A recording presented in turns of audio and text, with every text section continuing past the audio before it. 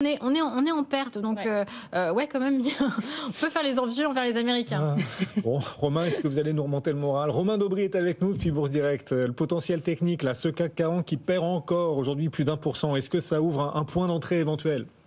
Bonjour Guillaume. Alors sur l'indice lui-même, je suis pas certain. En revanche, si on va essayer de trouver des bonnes nouvelles dans un mouvement qui est pas terrible évidemment, qu'on pressentait depuis quelques temps, mais maintenant c'est, comme vous le disiez, harmonieux sur l'ensemble des grands indices, baisse en même temps. Pas exactement pour les mêmes raisons et avec les mêmes configurations. L'indice parisien est plombé depuis le mois de juin. Les autres grands indices, notamment américains, étaient sur des sommets et on entame une séquence importante, notamment avec les élections américaines. Normal qu'il y ait un peu de fébrilité et puis des résultats d'entreprises qui sont arbitrés un peu violemment. Toutes les GAFAM sont dans le rouge aujourd'hui.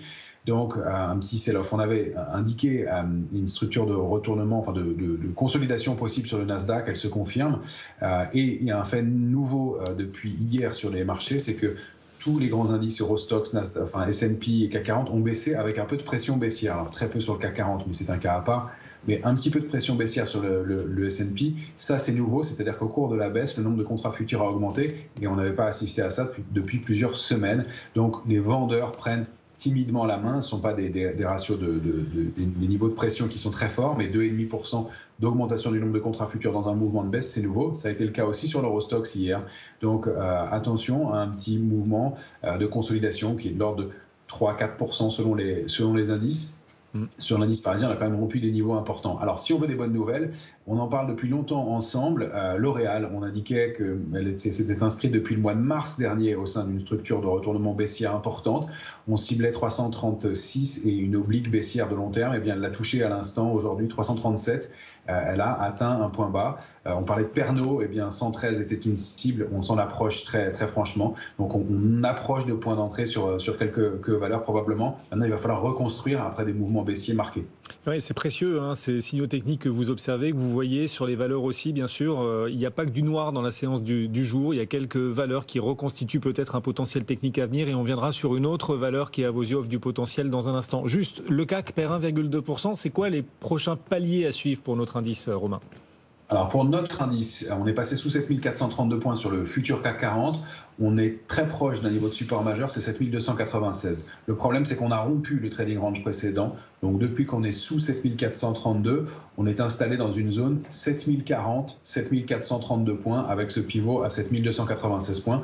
Les chances d'aller chercher 7040 points sont très importantes. Maintenant, donc un sell-off, une baisse complémentaire. Il faut dire que le mouvement de baisse se passe de façon très canalisée pour l'instant. Et sur une valeur, on peut citer Vallourec, Romain en hausse aujourd'hui, et vous y voyez un potentiel technique. Oui, on avait évoqué Vallourec il y a longtemps ensemble déjà. Elle avait bien accéléré à la hausse. À l'époque, c'était au mois de février dernier. Elle stagne entre 12,90 et 14,48 depuis. Et elle a bien rebondi sur ce niveau de support. Et elle est en train de redéborder cette ligne de tendance, cette résistance majeure, à 14,48. C'est un niveau très important. Il faut dire que ça fait partie des valeurs les plus shortées de la bourse de Paris. Mais elle repasse ce niveau et la position spéculative vendeuse est en train de diminuer un petit peu aussi.